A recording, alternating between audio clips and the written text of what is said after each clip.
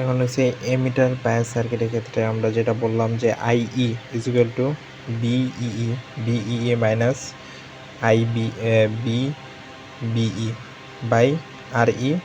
আর যে অনুপাতটা, তো এটাই এই জিনিসটা খেয়াল করো যে এখানে একটা রোদ, এই রোদের মধ্যে দিয়ে আইই যদি কারেন্ট যায় তাহলে আমরা ওই যে ওহমের সূত্র অনুযায়ী পারি না একটা রোদের দুই প্রান্তের বিভব পার্থক্য by B by R I সমান সমান বি বাই আর লিখতে পারি না? তো আইই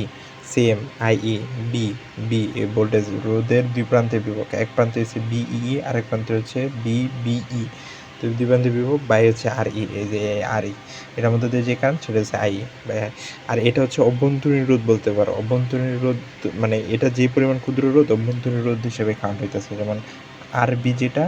বাই ওই যে কারেন্ট গেন বিটা দ্বারা ভাগ করলো, এটা অভ্যন্তরীণ রোধ হিসেবে এখানে কাউন্ট হইতেছে এই। তো আমরা আইই পাইছি, যেহেতু আমরা জানি যে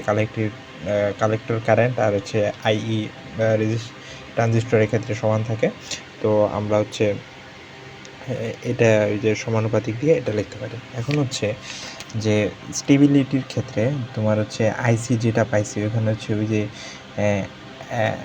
যে জিনিসটা যে এই অনুপাতটা এটা অনেক ক্ষুদ্র না, এটা অনেক ক্ষুদ্র না, তো আমরা এখানে একটা কন্ডিশন ইউজ করতে পারি না যে আর ই গ্রেটার দেন যদি আর বি বাই বিটা হয় তাহলে সেটা অনেক ক্ষুদ্র হলে এটা আমরা স্কিপ করতে পারি না, স্কিপ করলে তাহলে থাকে হচ্ছে আইসি সমান এটা। এখন হচ্ছে বিই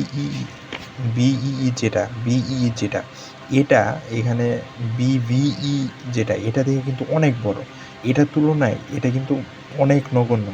যে ক্ষুদ্র পরিমাণ এখানে আছে, কারণ হচ্ছে আমরা যে বেসটা থাকে বেস কারেন্ট যেটা থাকে সেটা হচ্ছে অনেক ক্ষুদ্র থাকে। তো বেস কারেন্ট যদি নগণ্য হয় তাহলে আমরা জানি না B is equal to I R, তো এটা যদি অনেক নগণ্য হয় তাহলে বিকে আমরা নগণ্য বলতে পারি না, এই বিটাই তো হচ্ছে বিবিই। যেহেতু বেস কারেন্ট নগণ্য দেখে আমরা কালেক্টর কারেন্ট আর হচ্ছে আইই সমানুপাতিক বলতে পারতেছি না। তো যেহেতু আই নগণ্য তার মানে বিই নগণ্য, তো বিই যদি নগণ্য হয় তাহলে আমরা এটা লিখতে পারি না বিই